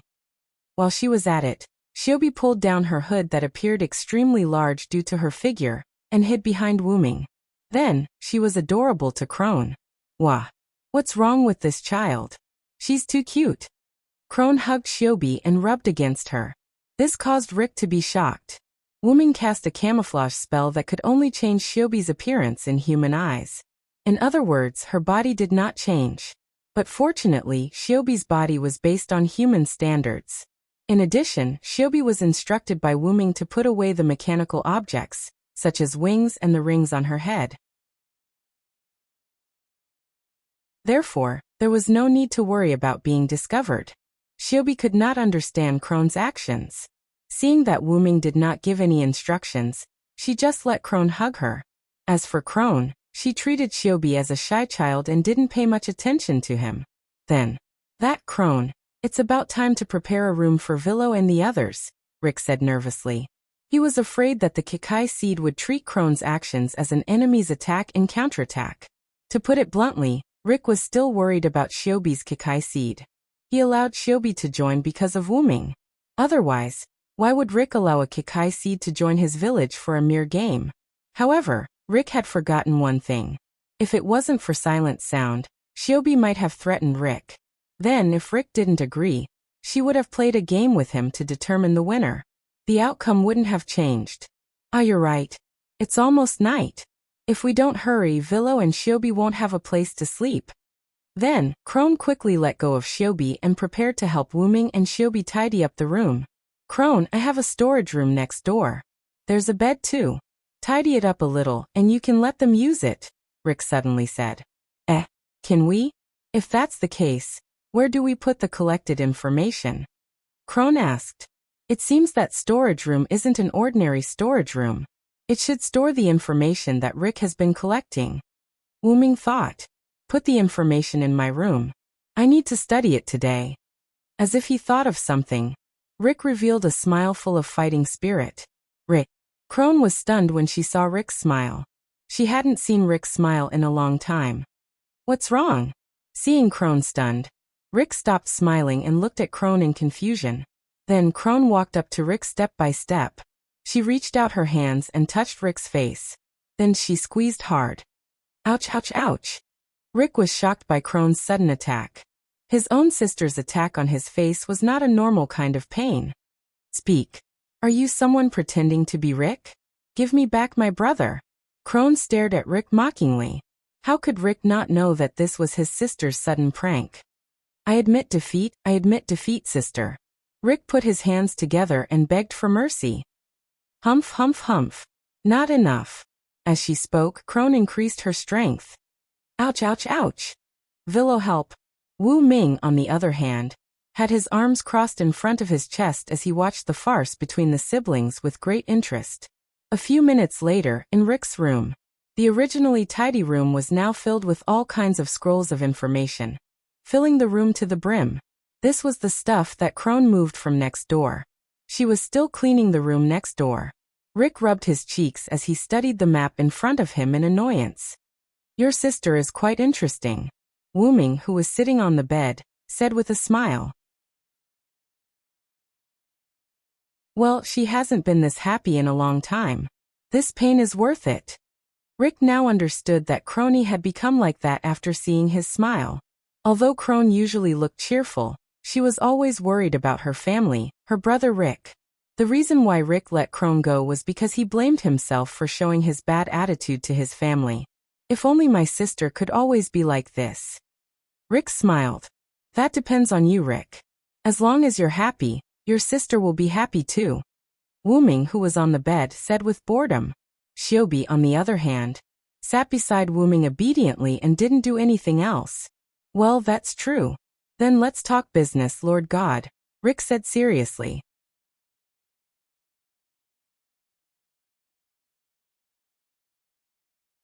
Chapter 430. The first step in Wu Ming and Rick's plan was to prevent the humans from becoming the final battlefield. I already know about the secret weapons of the goblins and forest elves. However, that alone isn't enough to gather them together. As he spoke, Rick placed the map on the ground and showed it to Wu Ming. The Skywings are on the continent opposite Lucia, Yar'ela.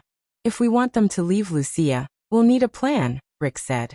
The other races are either retreating from the battle, or are too few in number. Furthermore, they're unable to fight against the other powerful races, and want to reap the benefits. The only races with power are the Skywings, forest elves, and goblins. Wu Ming marked the territories of the three races on the map.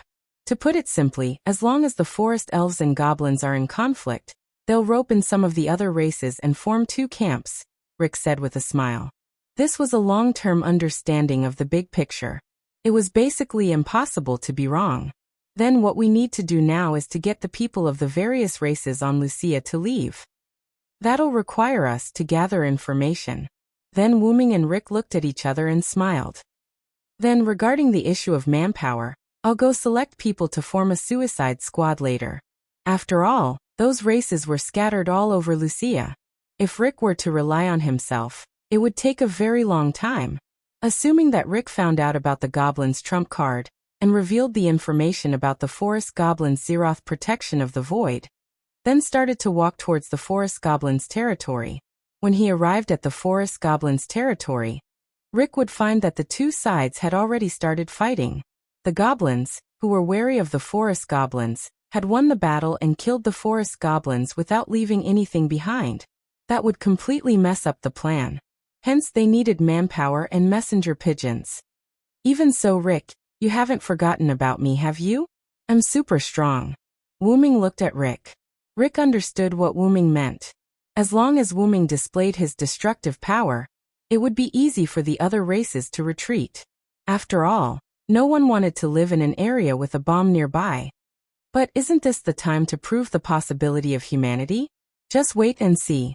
When I need you, I won't hold back. Rick smiled wantonly as he looked at Wu Ming. Then I'll wait and see. Wu Ming did not insist. He was here to save the humans, but he was not their nanny. It would be best if the humans could save themselves. If not, Wu Ming would step in. At this moment, someone knocked on the door. Please come in, Rick said. Rick had told him that he had something to discuss with the Villo, so he told him to knock on the door first if he wanted to find him. Creak. The door was pushed open and Rick's sister Crony walked in. "Villo Shiobi, the room is ready. You can use it later," Crone said gently. "Yes, sorry to trouble you, Miss Crone." Wuming smiled at Crone. Thank you." Shiobi had been told by Wuming that she had to say thank you in this situation. "Wah, I can't, this child is too cute." Crone rushed up and hugged Shiobi, rubbing against her. "Ugh." Shiobi made a silent protest. "Ha ha ha, looks like Miss Crone likes my sister a lot. Then can I trouble you to take her for a bath?" Wuming smiled and suggested. This time not only Crone, but even Rick was surprised. "Can I? I'll take good care of this child." Crone was surprised because she was happy to be able to bathe such a cute child. Then I'll have to trouble you. By the way, this child is very shy. If possible, can you bathe Shiobi alone?" Wuming smiled and nodded. No problem. I'll take good care of Shiobi. I promise to bathe Shiobi until she's white and clean." Crone rubbed against Shiobi again. "Be good and listen to your sister, Shiobi." Wuming stared at Shiobi and said, Shiobi. Got it." Then, Crone led Shiobi and left. Wait a minute, Villo. If we let Crone bathe Shiobi, won't we be exposed?" Rick said in a panic. After all, even if he used a camouflage spell to change Shiobi's image in the eyes of others, once they were honest with each other, Crone who touched Shiobi would realize that something was wrong. Just like Shiobi's hair. Although it looked soft, it was actually made of ultra-tough metal wire. When she washed her hair, she would realize that something was wrong. "Don't worry, Rick. I've already used suggestion magic on Crone. No matter how much I touch her, Crone will treat Shiobi as a human," Wuming said as he raised his hand and a ray of light appeared. This way, Shiobi will be able to better integrate into human life. What was that saying again? Being honest with each other was often a good way to increase trust. Just like the Japanese mixed bath. Cough cough. Back to the topic. Really, magic is so useful. Rick said enviously with his dead fish eyes. Let's continue. Then, Wuming and Rick sat opposite each other and continued their conversation.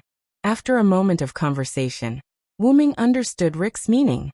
"Because we've considered that the other party will directly kill the informant, so we need to prepare more people?"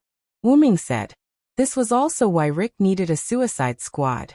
If there were too few people, the plan might fail.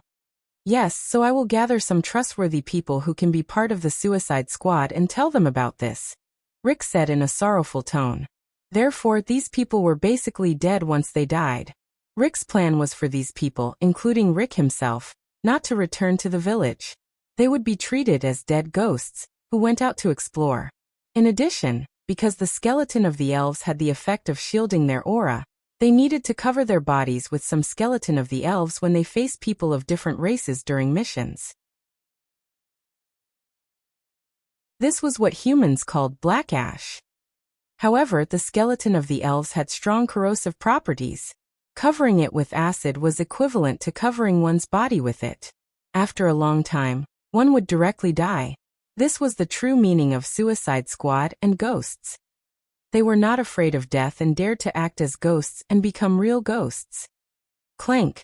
A bottle of potion was placed on the table by Wuming and made a sound. This is... Rick looked at the blue bottle of potion in confusion. This is a potion that can be used to contact abnormal states. If it's the corrosion of the skeleton of the elves, it might be effective. Try it later, Wuming said. This bottle of potion was an item in the Yggdrasil game, specifically used to deal with abnormal conditions. Wuming thought that corrosion was also an abnormal state, so he took it out and asked Rick to try it. "You've been a great help, Villo." Rick looked at Wuming excitedly, and then carefully picked up the bottle of blue potion. Wuming smiled when he saw how careful Rick was. Clank. Clank. The table was full of these potions. Clank. Clank. Rick was dumbfounded. "You can have as many as you want. Don't be shy." Wuming smiled and pointed at the table. Wuming took all of the potions that Nazalik had. Since Nazalik could make more, Wuming took all of them. "Damn it. You bastards." Then Rick's miserable cries could be heard.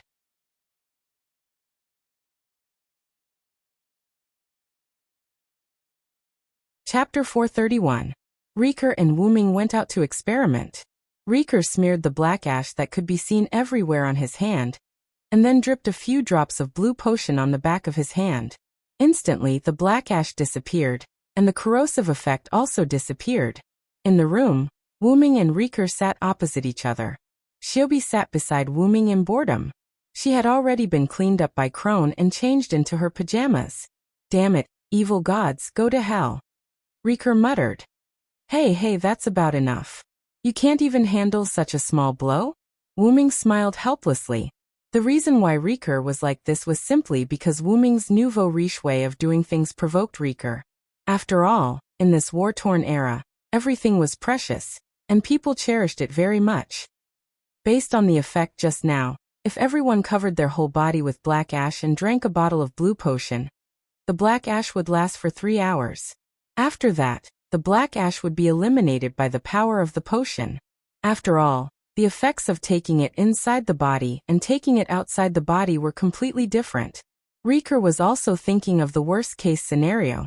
Therefore, if a person covered their whole body with black ash and drank a bottle of potion, the black ash would last for 3 hours before disappearing. Then use this amount as the standard and see the situation, Wuming said. After all, there was no need to cover the whole body with black ash. Not to mention the corrosive effect of the black ash. Even if the potion was effective, pain and scars would still be left. Moreover, for humans, the black ash only needed to cover a quarter of the body to completely conceal the aura, so that other races wouldn't be able to determine who the intruder was. For example, covering an arm to the chest, abdomen, and neck with black ash could almost completely conceal the aura of a human. Well, I will choose the members of the ghost tonight. Riker didn't dwell on the issue of Wuming's nouveau riche and became serious. Speaking of which, Riker, leave the forest essence to me. Wuming looked at Riker seriously.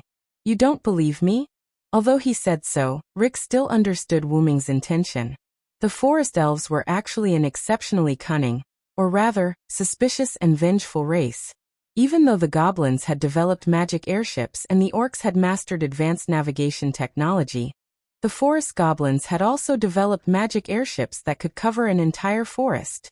Although its performance was not as good as the goblins. But in reality, these races were not as easy to deal with as the forest fairies. To put it simply, the forest elves were not as easy to fool as the other races. Compared to Rick and the others, Wuming could at least escape unscathed. At least it's safer this way. I don't want you to come back half-dead or unable to come back. Wuming jokingly teased Rick. Then are you confident? Rick first smiled, then looked at Wuming seriously. Of course, Wuming said without hesitation, with a confident expression on his face. But I'll have to ask your ghost unit to cooperate with me a little. No problem. Shiobi didn't speak at the side. She just looked at the conversation between the two as if they were old friends who had been together for many years. Data flowed in her orange-yellow eyes. This is also a heart. Just like that, a great plan that could subvert all races was unveiled once again. The next morning, Wuming came out of his room early. Wuming didn't go to see the recruitment of the ghost last night. He just took a quick look and left with Shiobi. Coincidentally, because Wuming and Rick's rooms were next to each other, Wuming met Rick, who was about to leave his room as soon as he went out. Yo Rick, you're up early. Wuming greeted. You actually have the nerve to greet me. I originally wanted you and Zio to support me, but you actually sneaked away. Rick had a tragic expression. You don't know how nervous I was at that time. Everyone was looking at me. So many people only looked at me when I became the village chief. You don't know. Wuming didn't listen to Rick's complaints. Instead, he looked at Shiobi, who was holding his hand. By the way, this was suggested by Shiobi. Shiobi used the reason of shouldn't siblings hold hands? To let Wuming hold her hand. Is she afraid of crowds? Wuming said with interest. Shiobi doesn't know. Shiobi calmly shook her head. Right, Shiobi. How was your interaction with Crone yesterday? After all, Shiobi and Crone were honest with each other. They must have gotten along well. On the other hand, Shiobi seemed to have recalled something terrible. Wuming could clearly sense that Shiobi's body trembled slightly. Crone is so scary. Shiobi recalled how Crone hugged and played with Shiobi in the shower yesterday. She felt a lingering fear. Seeing Shiobi like this, Wuming could only smile awkwardly and didn't say anything else. Hey, don't ignore me. Suddenly Rick raised his voice. Oh, are you done, Rick? Wuming responded with a smile. Forget it. Let's not talk about this. Rick shook his head. The ghost is ready. We only need an opportunity to act. After all, many people leaving the village was a matter of concern. Hence, they couldn't just let those who were willing to become ghosts leave the village. Wuming brought 2 pieces of news to Rick. Good news and bad news. Which one do you want to hear first? Bad news. Rick answered without hesitation. I noticed a gnome worship nearby, as well as a few dragon gnomes. Perhaps because the 2 races had a conflict before, the gnomes and dragon gnomes didn't like each other. What Wu Ming meant was that this time, the 2 would most likely affect the surrounding human villages, which were Rick's small villages. Hearing this, Rick frowned at first. Then his brows relaxed. Through this bad news, Rick also guessed the good news. That's right. It's just as you thought. After this attack, the ghosts can act. Wu Ming smiled. Wu Ming woke up early in the morning to tell Rick these 2 pieces of news. At this moment, the mountain where the village was located shook violently. Without a doubt, the gnomes and dragon gnomes nearby were fighting. You really have a crow's mouth. Rick didn't know whether to laugh or cry at Wu Ming. He didn't know whether to praise or scold him.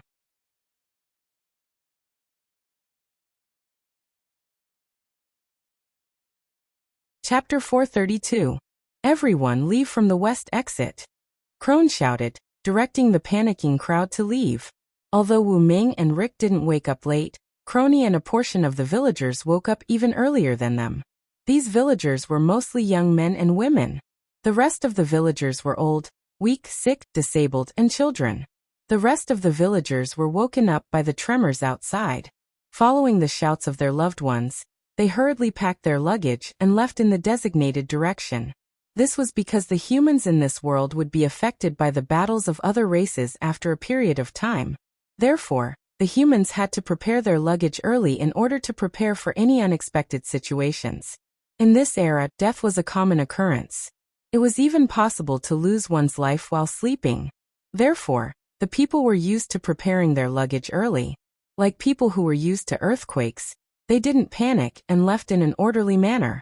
However, it could be seen that the humans in this world lived in a cruel world. Seeing that almost everyone was leaving, Crone noticed that Rick and the Villo siblings didn't leave. Did something happen? Crone said worriedly. According to Rick, the Villo and Shiobi were clear-headed, so he wanted to discuss some issues with them. Crone believed Rick's words. After all, if the Villo siblings weren't smart, they wouldn't be able to wander around in this chaotic world. Because idiots had already died in the hands of natural disasters, black and gray, and other races. Even if it was because they had overslept the previous night, it was impossible for Rick, Varen, and the others to not be affected by such a violent tremor. Therefore, the only answer was that something else had happened. Crone ran to Rick's room. Looking at the half-closed door, Crone trembled as she pushed the door open. Rick's body trembled as he knelt on the ground in grief, and let out a sorrowful cry. Damn it. How many more times do I have to go through this? Rick. Crone looked at her grief-stricken brother, and couldn't bear to see him like this. Crone hugged Rick from behind and comforted him. That's enough, Rick. Leave the rest to me. Then, the corners of Rick's mouth curved into a smile. Have you memorized it, Villo? After Rick finished speaking, Wu Ming and Zio appeared at the door. At the same time, Wu Ming was holding a pen and paper in his hand. Not a single word missing. Wu Ming raised the paper in his hand at the same time. That's it, Crone. You're the next village chief. This is the map of the next village.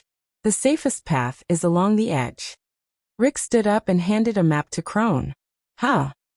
Crone didn't even realize what had happened. That's it, Chloe. With that, Rick walked to the door and met up with Wu Ming. Wait a minute. What the hell is going on? Rick, where are you going? Crone was extremely confused. Even though Crony's talent was enough for her to become the village chief, she still couldn't accept Rick's sudden departure. Just ending this game. Don't worry. Rick turned around and smiled wantonly. Don't worry. I still have a sister to take care of. I won't mess around with Rick. Wuming raised his hand and suggested. This made Crone sigh in relief. She couldn't accept the sudden departure of a new friend. Then I'll leave Zio to you. Wuming pushed Zio into Crone's arms. Although Crone liked this cute child, she couldn't bear to see them messing around like this. And just as Crony was about to say something, Shiobi spoke. Please. You. Big sister. Crone. Shiobi stuttered shyly as she looked at Crone with her big watery eyes. Instantly, the suggestion magic that Wuming cast on Zio was activated. With Zio's cute performance, Crone, who was a normal person, seemed to have been charmed. Wah, leave it to me. Instantly, Crone shrieked as she hugged Zio and rubbed against her. I'm just sending Rick off. I'll be back soon. After Wuming finished speaking, Rick and Wuming left. After Wuming and Rick left, Crone reacted. You must return safely. She prayed to the running man. Outside, on the path of retreat. Due to the fight between the goblins and the dragon goblins, not only did the ordinary people have to return to the village, even Rick and the specters had to return to the specter's nest. Now Wuming and Rick were walking on the path to the specter's nest. I wanted to ask, are you going back to the village? Rick looked at Wuming suspiciously. Therefore, according to the plan, Wuming had almost no time to leave Rick and the others and return to the village. I have my ability. I can create a clone of the same level as me. Wuming explained. Wuming's dependent avatar had the ability to split his avatar. Wuming was going to use that ability to send his avatar back to the village to take care of Shiobi. After all, Shiobi was just living with human beings. Not to mention whether Shiobi's avatar would be discovered by human beings. Moreover, Shiobi needed someone to enlighten her. It just so happens that I also have a question. Wuming said. Do you want me to record what you said just now? Isn't that something that can be forged in minutes? Only the heavens knew why there was a need for someone to record the words with a pen and paper as proof. Wuming wasn't wrong at all. That thing could be forged directly. It's just a title to replace the village chief. It's not that useful. Rick smiled slightly. You really have a bad taste. Wuming joked. Goddess Sama is not qualified to say that. Rick retorted. Ha ha ha, both of them laughed. When they came to the entrance of a cave, both Wuming and Rick stopped. Then I'll go first. Wuming looked away. Well, we will also launch a strategy against the goblins and the orcs in 5 days. Immediately, without saying much, Rick and Wuming walked into the cave with their backs facing each other. Rick walked directly into the cave, and Wuming flew directly into the sky and flew away. So they were really going to leave after sending him off.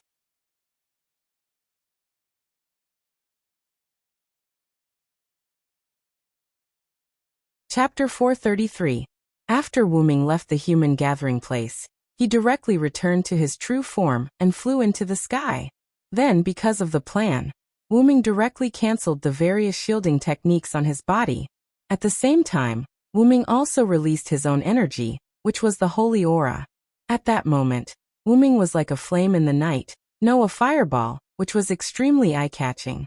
Now the goblins' air fleet is on the northern coast of Lucia. Wuming remembered the map that Rick showed him. Wuming stayed in the air and looked to the north.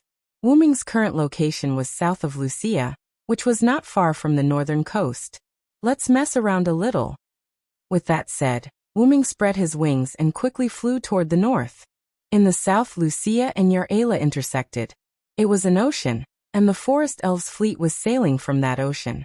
As the current chief octopal sorcerer of the Forest Elves, and the main researcher of the Zeroth Ward of the Void, Shinki Nirbalian's wisdom was naturally needless to say.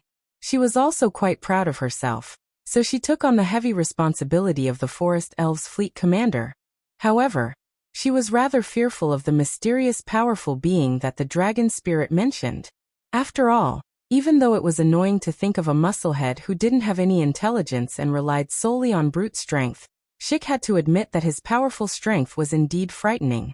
As a result, It was no longer appropriate for her to act freely in Lucia. Shinki once suspected the identity of the mysterious powerhouse, but she could not tell which race he was from until the creator of the Sky Forest Elves, Canas, arrived. Her creator, the god Canas, had told her that the mysterious expert was not from another race, but a god from another world. However, the star cup of that planet did not work on him, so she did not have to worry about him competing for the star cup. Coincidentally, she received news recently that the Forest Elves' old rival, the Goblins, was attacked. According to the spy's report, the Goblins could not capture the other party's figure, and the fleet's instruments could only detect a large number of powerful energy sources. Those energy sources were not elves, but unknown energy sources. From this, Shinki judged that the dragon who attacked the Goblins' fleet was the powerhouse from another world that Canas mentioned. Therefore, Shinki decided to evacuate the Forest Elves from Lucia. However, it seemed that the Goblins' losses were not serious. Because of that, it just proved that the mysterious powerhouse was just passing by, and the reason for the attack was unknown. In any case, the Forest Elves enjoyed watching the Forest Elves. Shinki made such a decision in order not to let her people follow in their footsteps. So as the Forest Elves fleet, the Elves' airship fleet, the Elves' airship fleet, and headed to the Yar'ela continent. Naturally, Shinki had his own plans for heading towards the continent of Yar'ela. Godzazaz's, the Zeroth Elves, the Zeroth god, was the Elves's was the god. Standing at the front of the fleet, Shinki looked at the Lucia continent. For the sake of our god, please bless us, Canas. Shinki prayed to his god. And at that moment, not good. Lord Shinki, an ordinary forest elf soldier hurriedly ran to the bow of the ship. What's the matter? Don't panic. Shinki looked at the soldier unhappily. Yes. I'm sorry, Lord Shinki. The soldier calmed down and stood up straight. Tell me what happened. Shinki asked casually. It's like this, Lord Shinki. Our magic has detected an unknown energy source, and the amount is huge. The captain asked me to inform you. What did you say? In the captain's room of the Forest Elves' magic airship flagship, Shinki walked in a little panic, and his eyes suddenly rushed to the big screen. What the hell is going on? Shinki said with a little anger. At that moment, because of the confidentiality issue, there was only one captain left in the entire captain's room, and that captain didn't know why Shinki was angry, so the captain had to report truthfully. It's like this, Lord Shinki, we just detected a large non-elven energy source. I'm worried that it's that, so I asked the soldier to inform you. The captain said politely. Even he had to show respect to the Zeroth Shield's chiefs, 8th stages, and the Zeroth Elves. That was why Shinki roared angrily as soon as he came in. Shinki naturally understood what the other party meant by that. As the captain, Shinki naturally knew that the goblins were attacked, and he also knew that the goblins were also attacked after detecting a large non-elven energy source. The soldier didn't know the situation, so after being persuaded by Shinki, he reported very calmly. And Shinki naturally knew that the situation changed from the goblins' panic to the Red Crown Cranes and the Red Crown Cranes. That made Shinki feel like she was fooled, and that was why Shinki was so angry as soon as he entered the room. That didn't attack? Shinki frowned slightly and asked the captain. Because the goblins were attacked after detecting that energy source, Shinki was shocked that they weren't attacked. No, but the other party used a shielding spell. We can't use detection magic to see the other party's influence. We can only see with our eyes. The captain shook his head. The other party's identity is a mystery. Not only did it interfere with the battle between the Dragon Elves and Kakai Elves, but it also attacked the goblins, and it's not one of us. The captain said in distress. Of course, the arrival of the god Canas would not let the captain know. Although his status was slightly higher, it was not that high. In order to maintain a sense of mystery, only 10 people knew about the arrival of Canas. Those 10 people were either powerful or strong, and Shinki, as the main developer of the Zeroth Shield, naturally knew about it. You don't have to worry about the other party's identity. The higher-ups have their own arrangements. Where is the other party now? Shinki changed the topic. The captain quickly checked the energy source, and as a result the captain was shocked, and his face changed. It's right here. What? Shinki was also surprised. The captain brought up the image, and the energy source just happened to coincide with the flagship. Yo, 2 forest elves.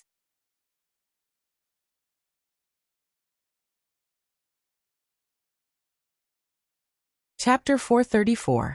Wuming's voice came from the captain's room. Who is it? The captain roared and looked towards the source of the voice.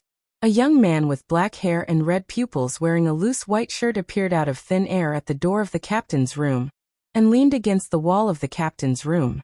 Oh, aren't you looking for me? Wuming smiled. Xian-ku frowned slightly, and said to the captain without turning her head. You can leave first. But Lord Xian-ku. Okay, I understand. The captain wasn't stupid and walked towards Wuming's position. That was the door. Wuming wasn't afraid that the captain would go home and call for reinforcements, because both sides knew that violence wouldn't solve the problem. The captain's room door opened, and the captain took a deep look at Wuming before leaving. Bam tch.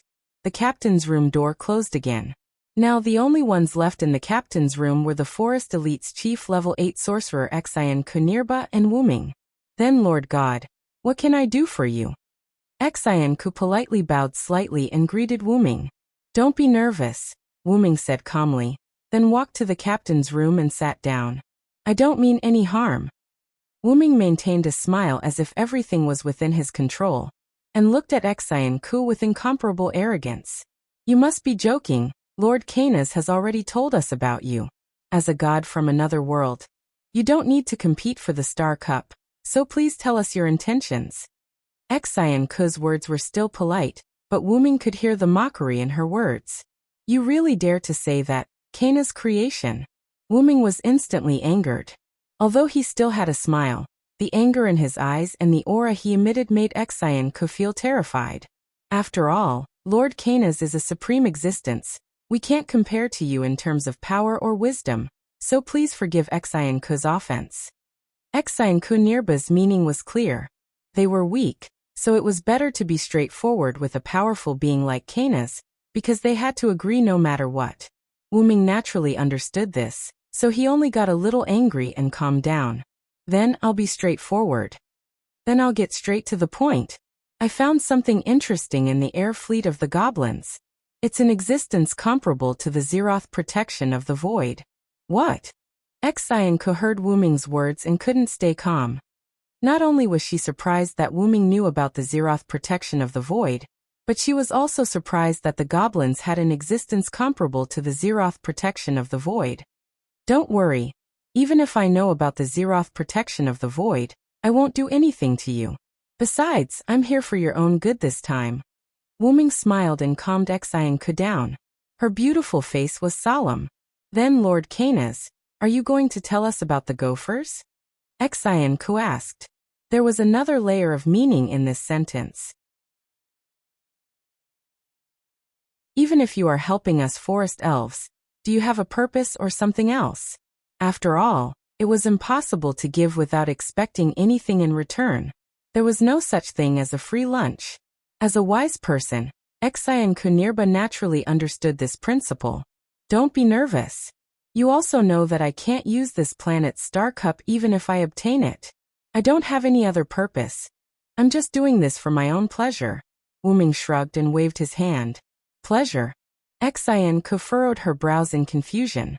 After all, I can't obtain any benefits from this world. I can only enjoy the pleasure this world brings me, Wuming explained. The goblins have developed a weapon that can explode divine marrow. It's called marrow explosion. The marrow explosion is all loaded in their aerial fleet and can be launched at any time. Wuming's words made Xian-ku slightly excited. Explode divine marrow? Xian-ku fell into deep thought. If that was the case, it would indeed have the same deterrence as the Zeroth protection of the void. It was better to believe it than not. They had to be cautious. Let me give you another reminder. The goblins already know that you have the Zeroth protection of the void. Wuming's words gave Xian-ku another heavy blow. How is that possible? Xin thought that her forest goblin's defense system and anti-spy system were perfect. Therefore, Xin didn't think that anyone would be able to sneak in and discover their secret weapon. The Zeroth protection of the void was correct. Since you can send spies to the other side can naturally send spies as well. Don't be too complacent, forest goblins, Wu Ming warned. All in all, just be careful. I don't want this good show to be ruined. With that, Wu Ming stood up and prepared to leave. Thank you for the information, sir. Xin bowed deeply to Wu Ming. However, her voluptuous chest swayed in front of Wu Ming's face. Cough cough. It's nothing. After all, I was very bored when I accidentally got lost in this world. How can I not find some entertainment for myself? I hope you won't disappoint me. With that, a black space appeared in front of Wu Ming. The space swallowed Wu Ming and the black door disappeared. It seemed that the other party relied on this thing to enter. Why didn't the comfortable version of shielding space teleportation work? Could it be that it wasn't space teleportation? Xin began to think hard. However, this was none of Wu Ming's business. Phew. Wu Ming let out a long sigh. Seriously, I'm really not suited to play the bad guy. At this moment, Wu Ming leaned against a tree and rested. Suddenly, a golden light appeared on Wu Ming's arm and a clear voice said, Sir Wu Ming, you were lying to that young lady, right? Of course. I just went to the goblin's place to cover it up. You've been following me all this time. Other than the fact that the goblins have marrow explosion, everything else was a lie. Wu Ming smiled proudly. Including his easily angered and arrogant behavior, as well as the spy's information and his own goal. None of it could be said to be true.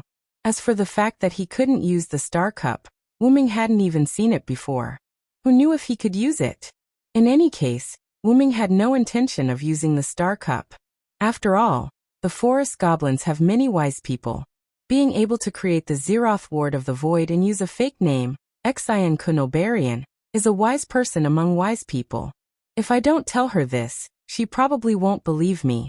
Even if Wu Ming gave Xin the impression that he was an easily angered, arrogant, rude, and vulgar god from another world, Xin would still listen to him. After all, it was better to believe it than not. It would be troublesome if she failed miserably. I've done what I should. The rest will be left to Rick. What I should do now is to meet Artemisia. You're tuning in to the Echoes of the Heart YouTube channel.